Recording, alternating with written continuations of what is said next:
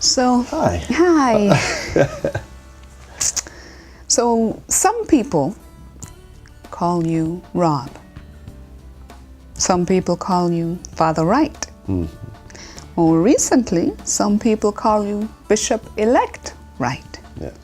But I know you best as Robert. So, Robert, we are here to take a little time to reflect and to remember and to share those thoughts. I wonder if we could start ways back and talk about what led you to where you are today. What led you to even considering the priesthood, your ministry? Well, the shortest possible answer is I'm here because I am trying to respond to what I think God is calling me to do and to be. And that's just been a long journey. It's been 48 years so far. People sort of only think in terms of when I was ordained or when I joined the church as an adult, but I believe that when I look back, everything that I have been through and been a part of has been part of this new phase. So, I graduated from high school in Pittsburgh, Pennsylvania, and went to the Navy, and always felt very much connected to God. And it was extraordinary for me to see the world, God's world, and see God's oceans. And I flew in helicopters and spent a lot of time hovering over God's world, and it was extraordinary. It's just extraordinary. I always got a sense of the genius of God, and it always made an impact on me. I don't think I was in church very much, but I was very clear that God was real and that God was a genius and that God was creative, and it made a difference to know that in big and small ways. And I got out of the Navy and decided I wanted to go to college, and went to college and began studying history and political science and literature and so on and so forth, and really fell in love with words. I think I've always loved words, but I really fell in love with words. And as part of that, I began to really read the Bible for myself. I heard the Bible always referred to in kind and unkind ways, but I decided I wanted to read it for myself, and just began from Genesis to Revelation, and really fell in love with the words and the words that people tried to use to attempt to describe the goodness of God, God's mercy, and to tell that story, and use really small lives and big lives and sins and redemption and all of that, common people's lives, and that made an impression on me, and I saw myself in those stories. And then during college, wandered into a parish at the invitation of a friend, and there was something familiar about that. I didn't join a denomination, I joined a small community, and the minister was there, and the minister was normal. I like to say he was just wonderfully normal, and he was genuine, and he didn't have all the answers, but what he did know, he said from his heart. And that made an impact on me. And then I lived there and worked there, and had a job as a child advocate working for the Children's Defense Fund. But I kept turning up on Sundays and kept turning up to Bible study. And after about 3 years of just being there and serving and being a part of that community, he asked me, have you ever thought about being a priest? And I thought that was the most ridiculous thing I'd ever heard, because I had some assumptions about what it means to be a minister, to live that life, and I didn't see myself, given my own personal journey, as someone who could be a priest. And so after I stopped laughing at him, he said, well, why don't you go over to Virginia Seminary, which is in Alexandria, Virginia, and we were in Washington, D.C. at the time, and said, go over there, and if that intrigues you, if that speaks to you, then let me know and we'll talk about that. If not, then we're done here, and we can continue on. And so you see who got the last laugh. Mm-hmm. So Virginia Seminary to Cambridge in England to ordination at the Washington National Cathedral, and the service at the Cathedral of St. John the Divine. I started off as a school chaplain. I loved that work. And then the canon pastor and the vicar of the congregation of the Cathedral. St. John the Divine, there just about 5 years or so, and then at St. Paul's Episcopal Church in Atlanta for the last decade. And now, in October, I'll be ordained 10th Bishop of the Diocese of Atlanta. So in the beginning you said that it's been 48 years in the making. Yes. Yet you started with your graduation from high school. What can you tell us about the time leading up to high school? What about your earlier years? 3 things come to mind. The first thing is that my mother was a church organist. She's now deceased. She was a church organist, and listening to her play music, church music, hymnody, the spirituals, gave me those words of the spirituals and of the hymnody, sort of gave me a spiritual vocabulary. Singing is important. Music is very important to me, very important to me. My mother, when she wasn't playing the organ, was listening to music, Mahalia Jackson and classical church music, and I didn't realize it for a long time, but that left an imprint. Second, my father died when I was about 13, and we did what many people do. We stopped going to church after a terrible trauma to the family. But I was grateful that I had friends who would invite us to church, and so my sister and I would go to their church, and so I never really got caught up in denominationalism. I really saw God in church and realized that church is really a big family, whether we knew it or not.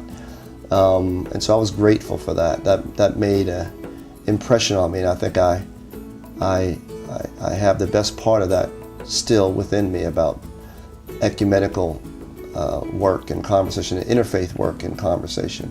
And then I think the most important part of my spiritual journey as a child was learning that I was adopted, probably around the time I was 8 or 9 years old, and realizing that I was born in an orphanage, very likely to a biracial couple, and lived there for 9 months, and that my mother and father wanted children, were not able to have children. They were 50 years old and walked into a room full of cribs, as the story goes, and stopped at mine for no good reason. And so I like to say that I'm the poster child for grace. So all of that, if you put all of that in other parts together, it's just me trying to respond to the grace that I think that God has extended to me. 5 words that describe who you are. 5 words that describe who I am. I think I'm grateful. I think I'm grateful. I think when you peel it all back, I think I'm grateful. I think I am funny. I enjoy a good joke. I enjoy telling a joke. I appreciate humor. There's a genius in humor that I really appreciate, and that I think I get. I think God's got a great sense of humor. I'm energetic. I have a lot of energy, and like to do. I like to do, and that I think that I'm quiet. I think I'm more quiet than people know. I really value being quiet and holding quiet in balance with doing. Is that 4 or 5? That's 4. That's 4. I don't know. I don't know what the 5th would be. I think I really like people. I'm curious about people. I mean, I've known some phenomenal people, not just, heroes and heroines, but just people who seemingly had small lives, ordinary lives, who were really extraordinary people. So I'm always curious about people's journeys and their courage, and I take a lot from meeting people. So. Thank you. What about if someone were not to look at your resume or anything about you, anything's been written or said about you, what are 3 things that you could say that people just wouldn't know about you? What would those 3 things be? That they wouldn't know about me? Mm-hmm. Not based on your resume or your story or journey, just 3 things about you that people just don't know. I really like kids. I think kids are fantastic. I really love the ocean. I just love the ocean. And I like to travel. I'm curious about the world. I think the world has great sermons to preach if you just travel and go hear them. So. Okay, we decided 10 years ago at the kitchen table in New York to come to Atlanta. Atlanta called us. God guided us here. How do you feel, looking back on that time, about the 10 years you've been here? I feel great about it. I feel right about it. I think the time and the season of prayer and conversation that we had in New York at our kitchen table was the right thing to do before we took any action. I think we wanted to go where God called us. I think we made those prayers. We worked through a pros and cons list. We considered our family first, and I think that Atlanta was where God wanted us, and I think Atlanta is where God wants us.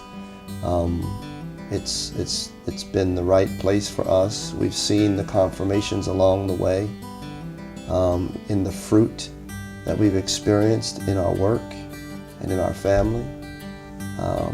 So it was the right decision. God does guide. Yes. Wow. 3 most memorable experiences at St. Paul's. 3 most memorable experiences at St. Paul's. Number 1, I think that I'll forever remember how we started off with virtually no children at St. Paul's when I began, and how now, when the children come down to the altar rail for communion, they extend from the altar rail all the way to the back wall of the church and out the door on many Sundays. And to see them with their hands outstretched and open, I think is extraordinary. And it's a picture that stays in my head. I think number 2, every Christmas season, St. Paul's has a Christmas concert, and we gather in the evening, and there's always a moment towards the end of the concert where one of our great soloists sings "O Holy Night," and the lights are down, and the spotlight is on the soloist, and it's amazing. It's an amazing moment. It's quiet. It's reverent, and people are almost leaning forward in their seats. It's almost as if the birth is happening in that moment. People are experiencing anew some aspect of that story. I love that moment. And then the last thing that comes immediately to mind is when our teenagers had come back from a mission trip to an orphanage in Jamaica, and they got up to the pulpit to tell the congregation about their experience. And one of the teenage girls talked about how they were leaving the orphanage after a day of service, and in looking at themselves and looking at the children they had served, some of the teenagers began to take off their shoes and give them to the children.